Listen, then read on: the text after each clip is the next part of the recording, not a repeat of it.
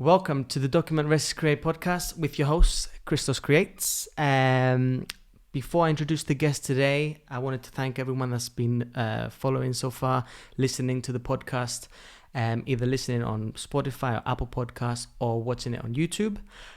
Today I have another great guest on the podcast, and I'm not even going to cut this. I have been looking at the monitor instead of the lens, but I'm going to keep it in to have as a reminder to stop doing it instead of starting again. Anyways, it's funny because we just mentioned that. But anyways, to talk a little bit about, before I introduce the guest, I just want to talk about a little what the episode will be about. This episode, we're going to be discussing specifically with this guest, who is currently going through that, is the difference between freelancing and potentially working as a videographer for a company. It's something I've personally not done before, so I'm really keen and interested to understand the dynamic of that and, pros and cons. And yeah, if anyone else is out there that could potentially be looking into this and how you could go about getting a job as a videographer for a company, and all the differences. So by all means, let's introduce the guest. So our guest is Don. Don, welcome. Hi. That's good to be here.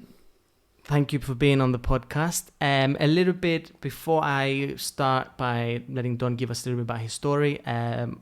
Don is someone who reached out on Instagram through the podcast, and we had a very good conversation, and he was really keen to be part of the podcast and share his stories. So yeah, by all means, I was really excited to, and I guess this is the point of this podcast for me personally, is to meet other great videographers at any point of their journey and understand what they're going through, challenges they're facing, and just sharing their story in general. So with that said, Don, give us a little bit about, I guess, your story so far. When did you start, playing with cameras and making films? Oh, goodness. That's a long time ago. Funny enough, I saw a post on Instagram today, and it showed that 10 years ago, or back in December, I think it was, you got your first ever camera and all this sentimental stuff. Yeah. So you've been playing with cameras for a little while now. Oh, yeah. So 10 years ago. Yeah, so I think it was a bit more than 10 years ago. So when I really got into making videos was when I was a kid and YouTube just came out, kind of. Mm-hmm. But I wasn't it was the days of, Windows Movie Maker and all that, and I made some slideshows of my favorite characters, like video game characters on Windows Movie Maker, and how there's default music on Windows, which is Beethoven, and just added that and slapped it on there and just uploaded it, So from there, using cameras, I was just making little movies of school trips, or then that evolved into me making little comedy skits in my room, and really that's just continued because I still make dumb videos in my room, except I also have a job that lets me make videos outside of my room. Right, yeah. I think you can tell just by looking at, especially the Instagram account you have, where it's your YouTube stuff, you can tell it's comedy centric. Like you're not afraid to make fun of yourself a little bit and just be a little bit silly with the camera. And I think that's would you say, is that something you're looking to do, like in general, like for the future, and potentially grow that? Yeah, definitely. I think short films, comedy films, stuff like that, that's always been in my kind of just eyesight, just that I want to be doing that someday, but really I wouldn't say it's not realistic, but it's just not something that I'm considering doing, dropping everything I have right now to do at the moment. So, yeah, but definitely in the future, I do want to make it a big part of what kind of content I create, yeah. Definitely. So in terms of, obviously just over 10 years of, playing with cameras and, doing little short films, any opportunity pretty much to film things. When did it start becoming, I guess, when was your first job? How did you went from someone who's just doing it for fun to actually getting a payment for a video? Yeah. First job. That would be in uni, actually. And I didn't prep you for this one. I should have told you a question like this was coming at Oh, you. no, It's a little don't worry about curveball. it. Don't worry about it. So my first job was in uni. I was in the student union, kind of like TV society, and there were lots of different kind of societies that would come to us and say like, hey, can you help us record this? Can you help us basically record their like society events and like shows and all that? And it just ended up being something that I've been like, I got paid a little bit to do. Like, it's society money. No one in uni like has like, no society in uni has that big of a budget to be like, I'm gonna pay you the big bucks to But film first jobs this. are never gonna be, for big bucks. Anyways. Definitely, yeah. But yeah. So that was my first job. But then after uni ended, it kind of just dropped off for a bit until I did a master's in media and development. So that was more about theory and how media affects the development of nations and society and that kind of thing. But through that, I had... Someone is drilling. Don't worry. Keep going. Don't worry. All right. So, where was I? Yeah. So, through that master's course, I had an opportunity for work placement, and through that, I was kind of just scrolling through Indeed, and there were some, the classic unpaid filmmaker internships out there, and it was basically helping an entrepreneur do kind of business events and all that, which was basically what I was doing in my society, except this time it was adults.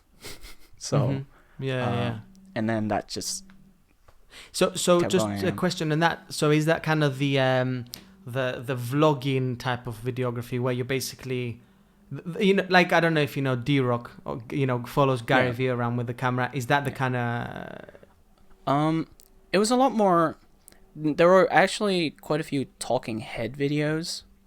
Okay. So because they did let's see, they kind of showed other small businesses how to gain exposure in the media.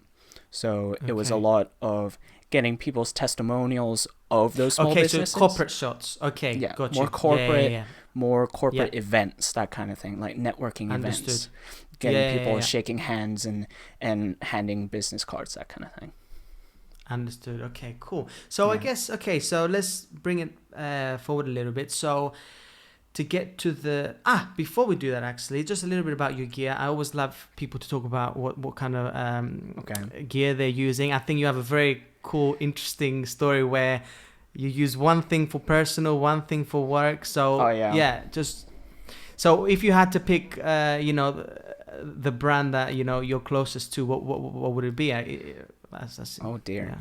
Well, so what do you use for personal work? Okay, so for personal work, I use my A7 III. So personally, so that's for I'm your a freelancing Sony guy. stuff and your YouTube videos and so on. Yeah. My YouTube videos have actually been on the Canon up until very, very, very recently, because I wasn't too sure about I don't know, I just didn't switch to Sony on my YouTube stuff until very recently, but I also haven't been doing that much YouTube stuff, so that's probably why. But yeah, so on that, I use my really old I actually have it on hand. I'm gonna grab it. Here. I have my old 650D. Lovely camera. I got a little bit of fake blood stain on it because of a video that I shot.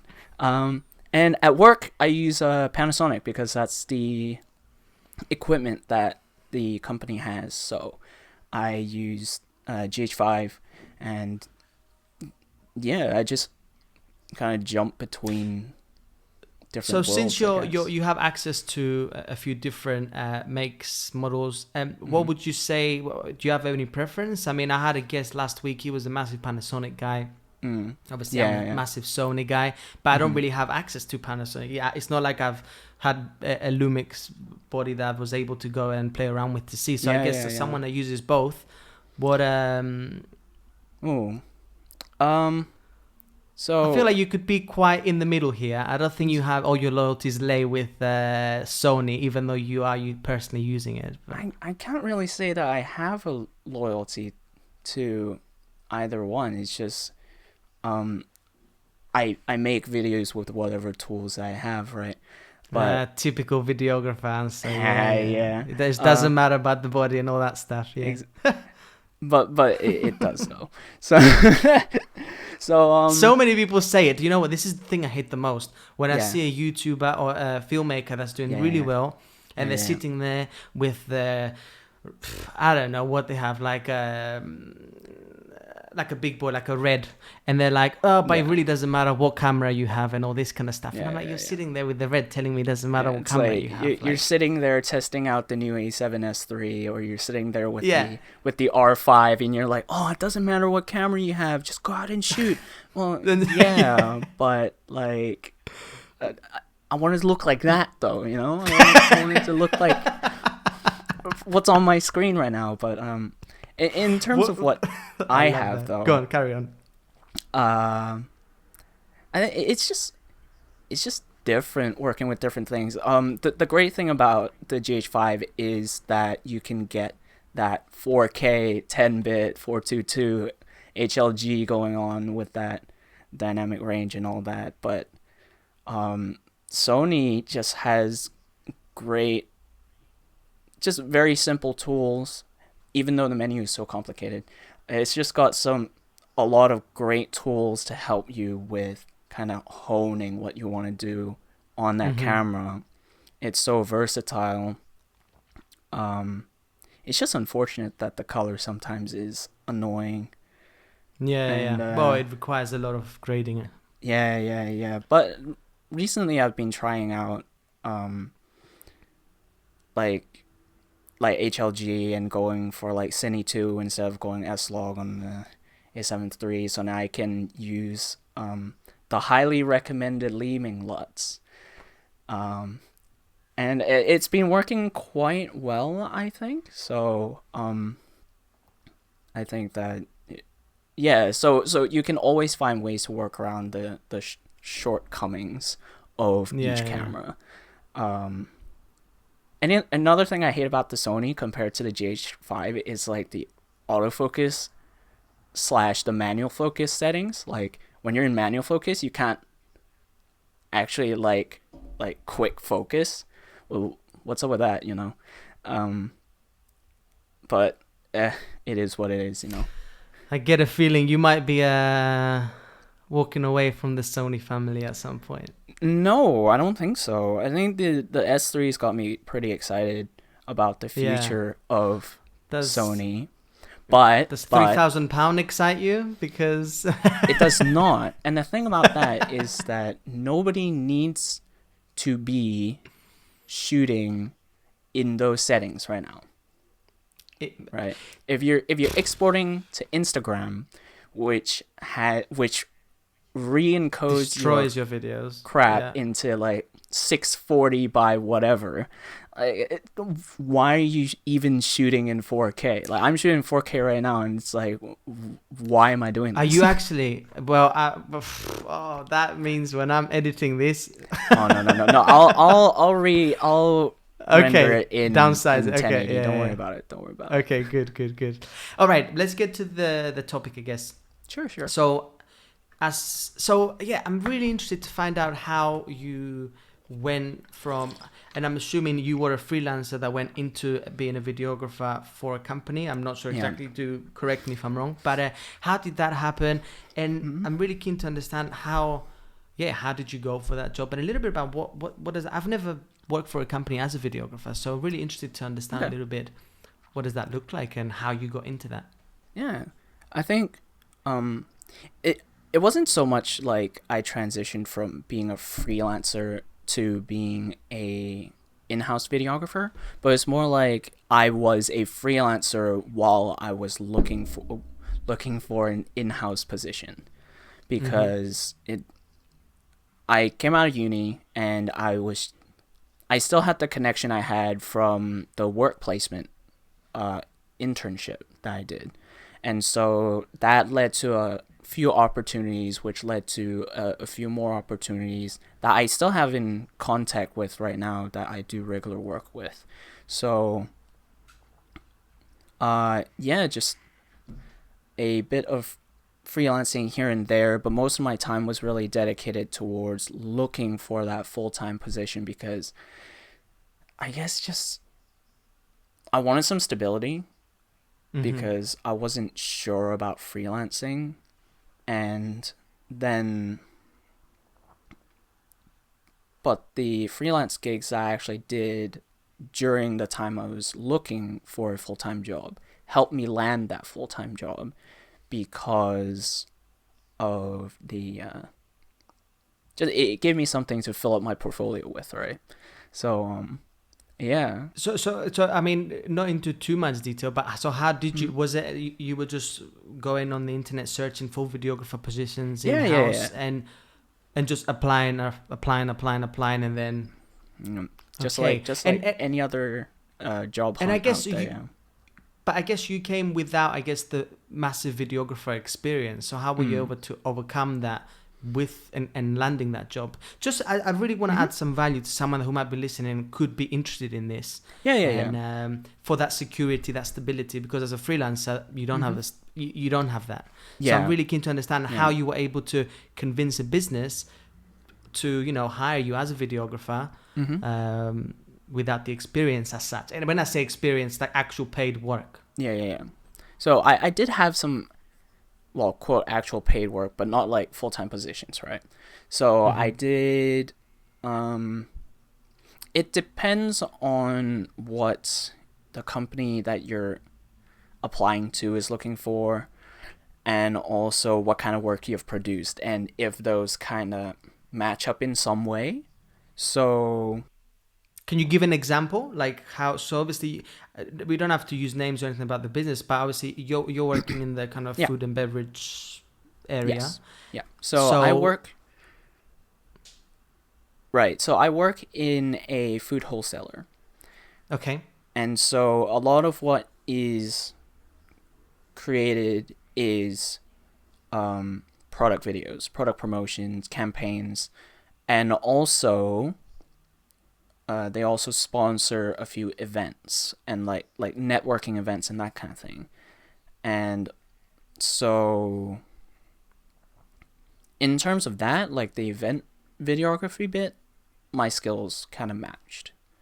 And then during the interview process, there were 2 rounds. Like obviously this isn't going to be the same for every company, but what I went through was, first round was just chatting through your CV and portfolio and all that. So they got to see my previous work. I talked through my academic history and also my actual work history that I have. Understood. So freelance jobs plus the studying you have done with your masters. Yes. And then second interview that I had after they were happy with that was a practical. So they got out a few products and they're like, okay, make something with this, like with the gear that they had. So I never touched a GH5 in my life, and just went. Okay, so their camera, it wasn't even yours or anything. It was like, here's some tools, make something. Wow. Okay. Yeah. So it was just like, they had everything there, like the camera, the lights, the props, the product itself, just like make something. So I made the best thing I could in like 1 or 2 hours, I think. So were they there looking at you throughout this process, or was it just you were able to just kind of go into a little room and do your thing? So we have a little studio space that we actually just moved out of with moving rooms. But in that room, I was kind of left alone for a little bit, and they would check up on me. And then after I shot stuff, I went up to the office where it was like, it's a really cramped little office with like 4 other people, and then obviously they were looking at my work, but they weren't like critiquing it in real time. So they're just seeing me work and then seeing me finish up, and then that was it. Yeah. And did you edit that work, or was it just pure raw footage? Okay, so you had a chance to sit down, put it together, and then have a final product. Okay, cool. Yeah. Right. Okay, so that's interesting. Yeah. But little I'm not question happy with that work, by the way. Well, it got I you wasn't the happy job, with that video. so Yeah. Just because, you know, I think that's interesting. You mentioned that potentially, you know, what put you through, and it's just because I really want to go a little bit more deeper into it. You mentioned it was your CV, as in the previous work you have done, and then it was your academic credentials. So do you think one was more important than the other? Do you think it's a combination? What about that person who might have not have studied? Do you think that would have potentially closed that door? Or do you think someone who hasn't got the portfolio but has the academic side of it, would that close it? Do you see what I'm trying to go with? Yeah. So the academics were like maybe 5%. Okay. If I am being very honest. In terms of the CV, most of it was kind of going through what kind of the actual freelance portfolio building stuff, as well as the stuff I did in uni society. Okay. So maybe people who don't have the quote academic credentials, which don't actually matter that much in our little sphere of the world. But if you took advantage of situations that you were in, which allowed you to create content, then you can build up a impressive portfolio that someone, even in the business world, but in my case, it was a marketing team who were well versed in the kind of content creation world. Like that would be something that they appreciate and they understand, and they will be willing to take a chance on you if they like what they see. Yeah. That's interesting. Okay, cool. So I guess a little bit about the pros and cons of. I'm thinking, I guess the pros and cons of working freelance compared to working as a videographer for a business. Yeah. Let's say one pro, one con for each. Okay. Well, and if there isn't any, don't worry about it. I'm just intrigued. Like I would keep saying, I've not experienced this, so I've always looked at myself as someone who would struggle potentially to work for a company after doing it for 10 years, but outside of video work. So I like my freelance freedom. I mean, we're always working for someone. I mean, I'm working for a client instead of a boss. But just intrigued from your perspective, what is that like? Yeah. Okay. So in terms of freelancing, definitely one of the benefits that I would enjoy, and that I did enjoy before I got that the full-time gig, is not necessarily that you set your own hours, but that you have flexibility in terms of when you work and when you're willing to work. But then because of that, you lose perhaps financial stability, or you lose just a routine, which I felt like I was struggling a lot during my time while I was looking for work. As in like doing freelance and looking for work, because I would kind of do video editing stuff until like 3 or 4 a.m. and just like pass out and wake up at like noon or something and be like, wait, what just happened? That kind of thing. So my life is definitely a lot more structured now, so that would be a pro in some ways, but also a con if you don't like being like caged in some way. Yeah. But a con of being an in-house videographer is like you might have your own ideas, but you'll always have someone being like, this is the company's direction and you need to follow it. Or there might be, different tasks. There's a lack of creativity, I guess. Or there's a cap to your creativity.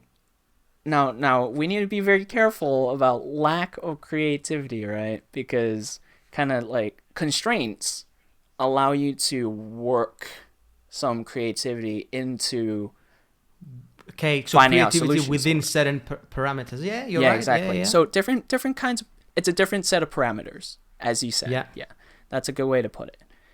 But sometimes the constraints are quite fun to deal with. Sometimes the constraints are, Frustrating. as the word says, constraining. So Yeah. yeah, it's just it. Sometimes I think it depends on your personality, but personalities can change over time. And for me, maybe I don't know. I don't know what the future holds in terms for me, but like at the moment, I do enjoy my work in a in a full-time sense, but I also do enjoy the freelance work that I do get on the side sometimes. So, yeah. So my final question was a little bit about to understand your.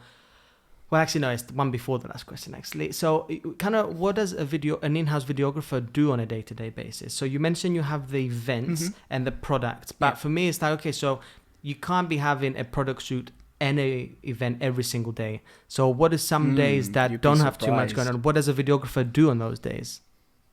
Okay. Um. Well, you would be surprised by the amount of work that um I do, I guess, because I am surprised by the amount of work that I do. So, because it's just, there's such a wide range of things, like, as an in-house videographer, especially we, because there's just so much to do, because in my company, I, I'm basically in charge of product videos, obviously, events, and then there are internal training videos, and then there is corporate kind of communication videos, or like corporate identity stuff, and then we have a sister company which need perhaps podcasts. That they did a few podcasts, video podcasts done, and then there are motion graphics for the TVs downstairs. So it's kind of like endless, like, yeah, you've got this, you've got this, you've got this, you've got this, and it's just prioritizing which is important, really. Understood. Okay, so not every single day you have something to film, I guess. But if you're not filming something, No. you're probably editing on one of your films Yeah. that you've Yeah. made previously, and then other stuff. Okay. Yeah. And I guess the final question: would you, someone who is potentially in between thinking freelancing or going into in-house videography, would you recommend it? Would you? Mm-hmm. I don't know, I guess give your take on it, and what mindset should you have if you do decide to go one way or the other? Okay. I think it depends on your sense of stability and your sense of freedom. So, for me, I think that stability is quite important to me in some ways. So, I sought for a in-house position because that would be the most stable. I would have a quote 9 to 5, but I will also get to create what I want to create. I would get to learn. I would get to work with other creatives who are always there. So we have a stable team of graphic designers and photographers. So then we can bounce ideas off each other, build connections, that kind of thing. If you're a person that enjoys seeking out different people, enjoys networking, enjoys building up connections in kind of like the wild place that we live in wherever, like, even if you're in rural areas and cities or whatever, it's just trying to build connections, no matter if it's on Instagram or whatever. If you're that kind of person, like, then, and you enjoy kind of building your own schedule, building your own time, like when you want to shoot and all that, then freelancing might be for you. But sometimes you never know until you try. So, I don't know. It's so cliche, like go with your heart. No. Um, I think I but understand what you mean. I think yeah. it definitely has something to do with that stability. I think as a freelancer, you don't have Hmm. stability. It's not just videography. In anything you do, I think Yeah. if you're freelancing, there's always more risk, you know. And when you have bills to pay and stuff like that, it is easier. But Hmm. yeah, Yeah. okay. Interesting. I think that's something I've personally always thought about. Would I ever work for a company in-house? Or, you know, I Hmm. quite like my freedom with doing my videography work. But it's been super interesting, I guess, listening to someone that is currently doing it. And yeah, I guess seeing that side of it is giving me good perspective. Hmm. And yeah, who knows what the future holds. If an amazing opportunity comes. And yeah, well, I think everyone should be open to... I think it's not really a 9 to 5 if you are doing something you love. A 9 to 5 is... That's I only true. put a 9 to 5 down when it's to do with doing work you don't enjoy. 9 to 5 is not the actual meaning of working from 9 to 5. And I don't think it's Okay. just Okay. about being self-employed. So yeah, interesting. All right, cool. Listen, Don, thanks so much for being on the podcast. If Hmm. anyone wants to check out your work or look at your pages, what's your Instagram account? Uh, Insta's Donmar Films. Yeah, it just What's this post amazing stuff YouTube on channel there. that you're gonna start again for people to get ready? Oh, ooh. Uh, it's the YouTube channel that I've had since I was like Put it 12. out there for the So, world to see. What's the name? How do we see all it? right, fine. The YouTube is Don UKB. I also have an Insta under that name. I just haven't posted anything in All months. right. Well, So, maybe this uh, can be the little kick to be like, I need to make more content. maybe you're forcing me to make videos, bro. All right. Cool, guys. Yeah. Well, thank you for coming, listening to the podcast. You can catch this on you probably are already, but if you're watching on YouTube, you can catch this on Spotify and Apple Podcast and vice versa.